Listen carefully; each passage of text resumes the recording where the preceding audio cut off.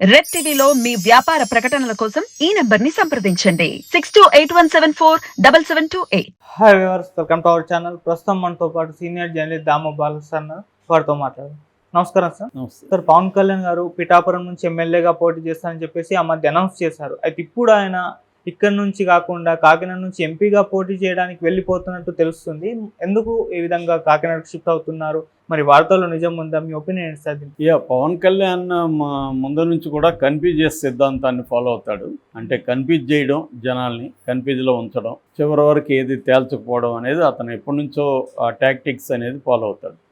చాలామంది అతనే కన్ఫ్యూజన్లో ఉంటాడు అనుకుంటారు. అలాగే మాట్లాడుతూ ఉంటాడు. తాను కన్ఫ్యూజన్లో ఉన్నట్టుగా జనాలు నమ్మిస్తుంటాడు. ఇప్పుడు కూడా అతను ఫస్ట్లో ఏమో 2 నియోజకవర్గాల్లో పోటీ చేస్తాడు లాస్ట్ టైం లాగే అనే వార్తలు వచ్చాయి. ఒకటేమో ఈస్ట్ వెస్ట్ గోదావరిలో కావచ్చు, లేదా వైజాగ్లో కావచ్చు, ఇంకొకటేమో తిరుపతి. 2 చోట్ల వాళ్ళ అన్న తిరుపతిలో ఇక్కడ పోటీ చేసినప్పుడు తిరుపతిలో గెలిచాడు. కాబట్టి తిరుపతిలో ఎందుకంటే బలిజ పాపులేషన్ అక్కడ చాలా ఎక్కువ ఉంటుంది. కాబట్టి వాళ్ళు కూడా పవన్ కళ్యాణ్ ఓన్ చేసుకుంటారు. కాబట్టి అక్కడ గెలిచే ప్రాబబిలిటీ ఎక్కువ ఉందనేది అక్కడ అనుకున్నారు. సో కానీ మళ్ళీ ఏమైంది, లేదు ఒకే చోట నిలబడతాడు పిఠాపురం, కానీ ఫస్ట్ ఏమో గాజువాక, తర్వాత భీమవరంలో నిలబడతాడు అనేది అన్నారు. దాని తర్వాత లేదు అసలు అసెంబ్లీలో కంటెస్ట్ చేయడు, ఎంపీగా వెళ్ళిపోతున్నాడు. ఎందుకంటే బీజేపీ వాళ్ళు అడిగారు, నువ్వు ఎంపీగా రా, నీకు మినిస్టర్ ఇస్తాము, నెక్స్ట్ మన గవర్నమెంట్ వస్తుంది అన్నారు. పవన్ కళ్యాణ్ కూడా ఇక్కడ అసెంబ్లీలో ఎట్లాగూ తాను మైనార్టీగా ఉంటాడు. ఎందుకంటే తెలుగుదేశం గవర్నమెంట్ ఫామ్ అయినప్పుడు తమది మైనార్టీ ఉంటుంది. కాబట్టి తనకేమీ ముఖ్యమైన పదవులు అయితే ఏదో రావు. దానికంటే అక్కడ సెంట్రల్లో ఉంటే మంచిది. ఒకవేళ ఇక్కడ లేకపోయినా, తెలుగుదేశం పవర్లో లేకపోయినా, తను సెంట్రల్లో పవర్ ఉంటే తను ఇక్కడ కూడా బిల్డప్ చేసుకోవచ్చు అన్న ఒక యాంగిల్లో అనుకున్నారని చెప్పారు.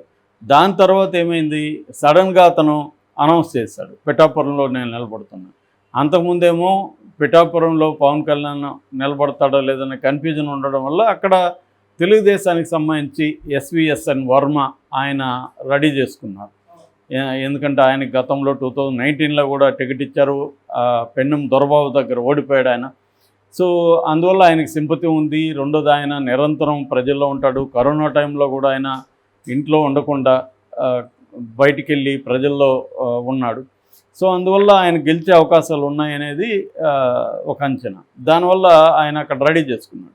కానీ పవన్ కళ్యాణ్ ఎప్పుడైతే అక్కడ అనౌన్స్ చేశారో అక్కడ పెద్ద ఎత్తున నిరసన వచ్చింది. పవన్ కళ్యాణ్ పిఠాపురం ఎంచుకోవడానికి ప్రధాన కారణం, కాపులు 92,000+ ఉన్నారు.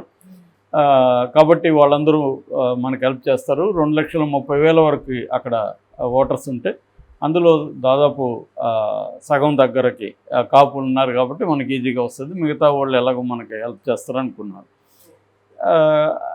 అయితే ఈ వర్మ అనుచరులు అక్కడ పెద్ద ఎత్తున ఆందోళన చేశారు. దాంతో చంద్రబాబు వర్మను పిలిపించి, నీకు ఎమ్మెల్సీ ఇస్తాను, అది కూడా ఫస్ట్ దీంట్లోని కోటాలోని ఇస్తాను నీకు, నువ్వు వెళ్ళి పవన్ కళ్యాణ్ గెలిపించంటే వర్మ వెళ్ళి, నేను పవన్ కళ్యాణ్ గెలిపిస్తాను, ఆయన రావాల్సిన అవసరం కూడా లేదు ఇక్కడికి, నేను గెలిపించిస్తాను, ఆయనకి రాష్ట్రంలో మిగతా చోట్ల ఆయన తిరగాలి కాబట్టి అది చూసుకోండి అని చెప్పాడు. అంత బాగానే ఉందనుకున్నారు. కానీ పవన్ కళ్యాణ్ మళ్ళీ ఏమైంది, కాకినాడకు సంబంధించిన ఎంపీగా ఉదయ్ శ్రీనివాస్, ఈయన్ని టీ టైమ్ శ్రీనివాస్ అని పిలుస్తారు. టీ టైమ్ అనే ఒక చైన్ ఈ అవుట్లెట్స్ ఉన్నాయి టీకి సంబంధించి. సో దాన్ని సంబంధించి ఈయన్ని ఎంపీగా అనౌన్స్ చేశాడు. ఆ టైంలో మళ్ళీ ఒక కన్ఫ్యూజింగ్ స్టేట్మెంట్ ఇచ్చాడు పవన్ కళ్యాణ్. అదేంటంటే, ఉదయ్ ఇక్కడ ఎంపీగా ఉంటాడు, ఒకవేళ అమిత్ షా కానీ నన్ను ఎంపీగా కంటెస్ట్ చేయమని సజెస్ట్ చేస్తే అప్పుడు నేను ఇక్కడ ఎంపీగా కంటెస్ట్ చేస్తా, ఉదయ్ వెళ్ళి పిఠాపురంలో ఎమ్మెల్యేగా కంటెస్ట్ చేస్తాను. ఇంతకంటే కన్ఫ్యూజ్ స్టేట్మెంట్ ఎక్కడ ఉంటుంది?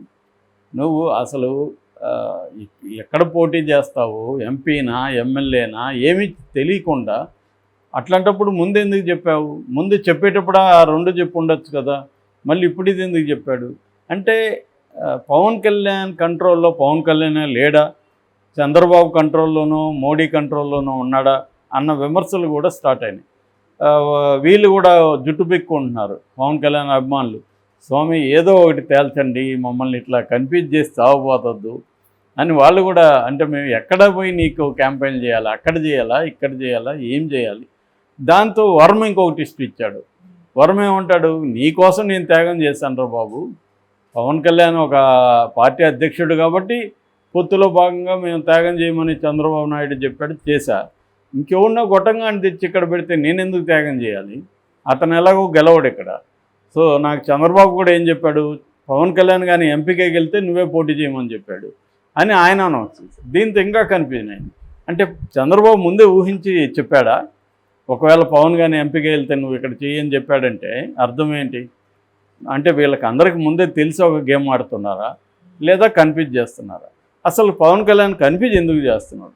కన్ఫ్యూజ్ ఎందుకు చేస్తున్నాడంటే ఒక ఎక్స్ప్లెనేషన్ ఏంటంటే, వైసీపీ వాళ్ళు జగన్ చాలా పకడ్బందీగా పిఠాపురంలో పవన్ కళ్యాణ్ ఓడించడానికి సిస్టమేటిక్గా త్రిముఖ వ్యూహం అంటారు దాన్ని, త్రిముఖ వ్యూహాన్ని పన్నాడు అని. అంటే అక్కడ లోకల్గా వంగగీతని పెట్టడం, ఆమె ఎప్పటి నుంచో రాజకీయాల్లో ఉంది. పవన్ కళ్యాణ్ అక్కడ కూడా పప్పులో కాలేశాడు. ఆమె 2009లో ప్రజారాజ్యంతో రాజకీయాల్లోకి ప్రవేశించిందని మొన్న ఒకరోజు చెప్పాడు. ఆమె దానికి కౌంటర్ ఇచ్చింది, ఒరే బాబు నేను 2004 నుంచే రాజకీయాల్లో ఉన్నా, కాంగ్రెస్లో ఉన్నాను, అప్పటికి నాకు రీజనల్గా పదవులు కూడా ఉన్నాయి, నేనేమి మీ ప్రజారాజ్యంతో రాజకీయాల్లోకి రాలేదు, తెలుసుకొని మాట్లాడాను ఆమె రిటార్ట్ ఇచ్చింది. ఇతను ఎప్పుడు తెలుసుకొని ఏ విషయం మాట్లాడు కాబట్టి నోటికి వచ్చింది మాట్లాడుతుంటాడు, మళ్ళీ పోయి ప్లేట్ ఫిరాయిస్తుంటాడు కాబట్టి ఆయనకేం ఇబ్బంది లేదు. ఎందుకంటే నిజంగా ఆమె చెప్పింది కరెక్టా కాదనేది మళ్ళీ చెప్పాలి కదా, దానికేం లేదు. సో మొత్తానికి ఆమె 2009లోనే అక్కడ పోటీ చేసింది. దాని తర్వాత మనోడు చిరంజీవి కలిపేసేసరికి కాంగ్రెస్ నుంచి ఇటు వస్తే మళ్ళీ కాంగ్రెస్లో కలిపితే నేను ఎందుకు అక్కడ ఉండాలని ఆమె ఇటు వైసీపీలోకి వచ్చింది. సో దాని తర్వాత ఎంపీగా గెలిచింది. ఆమెను తీసుకెళ్ళి ఇప్పుడు పిఠాపురంలో ఎమ్మెల్యేగా జగన్ క్యాండిడేట్గా పెట్టారు. సో దాంతో ఏం చేస్తున్నాడంటే, ఆమె కాపు కాబట్టి ఖచ్చితంగా ఆమె సీనియర్ లీడరు, అక్కడ పనిచేస్తుంది, లోకల్ కాబట్టి కాపు ఓట్లంతా వీళ్ళకి పడదు, కొంతవరకు కాపు ఓట్లు వస్తాయి. రెండోది ముద్రగడ పద్మనాభానికి కూడా మిషన్ ఆపరేషన్ పవన్ కళ్యాణ్ అనేదే అప్పగించాడు. ఎందుకంటే గతంలో కూడా ముద్రగడ పవన్ కళ్యాణ్ ఛాలెంజ్ చేశాడు, నీకు దమ్ముంటే పిఠాపురంలో నా మీద పోటీ చేయని. ఆయన ఇప్పుడు టికెట్ ఇవ్వలేదు, కానీ ఇప్పుడు ఆయనకు కూడా పవన్ కళ్యాణ్ తను అవమానించాడు, వచ్చి కలుస్తానని రాలేదు, అంటే నన్ను పనికిమాలినోళ్ళలాగా ట్రీట్ చేశాడు అన్న ఒక ఆగ్రహం ఉంది. ఆల్రెడీ చంద్రబాబు మీద కోపం ఉంది. సో అందుకని పవన్ కళ్యాణ్ని ఓడించే కర్తవ్యం ఆయన తీసుకున్నాడు. ఆయన రహస్యంగా మీటింగ్లు పెట్టడం మొదలుపెట్టాడు కాపుల్ని ఆయనకున్న ఇన్ఫ్లుయెన్స్తో. ఇక మరోవైపు అసలు మొత్తంగానే ఇదంతా కూడా డీల్ చేస్తుండేది మిథున్ రెడ్డి, పెద్దిరెడ్డి రామచంద్ర కొడుకు. ఆయన ఎంపీ, ఆయనకి అప్పగించారు. ఉభయ గోదావరి జిల్లాలకి రీజనల్ కోఆర్డినేటర్ కూడా ఆయన ఆధ్వర్యంలో. అక్కడ ఇటుపక్క ఇంతకుముందు అక్కడ ఎమ్మెల్యేగా ఉన్న పెన్నెం దొరబాబుని, ఇటు దాడిశెట్టి రాజాని, ఇటు ద్వారంపూడి చంద్రశేఖర్ రెడ్డిని, వీళ్ళ హేమాహేమిలు వీళ్ళని అక్కడ దించారనమాట.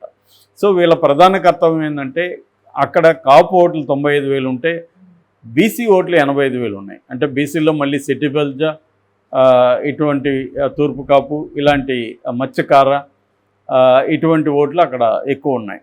సో వాళ్ళ మీద కాన్సన్ట్రేట్ చేయడం.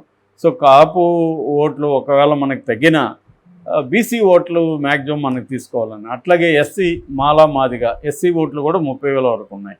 సో ఎస్సీ బీసీల మీద టార్గెట్ చేస్తే ఆ ఓట్లని మనం తీసుకోగలిగితే సునాయాసంగా పవన్ కళ్యాణ్ ఓడించవచ్చు అన్న ఒక వ్యూహం పన్నారు. రెండోది, ఈ కన్ఫ్యూజన్ని, పవన్ కళ్యాణ్ మాటల్ని, వీటన్నిటిని కూడా వైసీపీ సోషల్ మీడియా బలంగా జనంలోకి తీసుకెళ్తుంది. అంటే మీ ఓటు చూడు ఎలా కన్ఫ్యూజన్గా ఉన్నాడు అన్న ఒక వ్యూహాన్ని కూడా బలంగా వీళ్ళు తీసుకెళ్తున్నారు.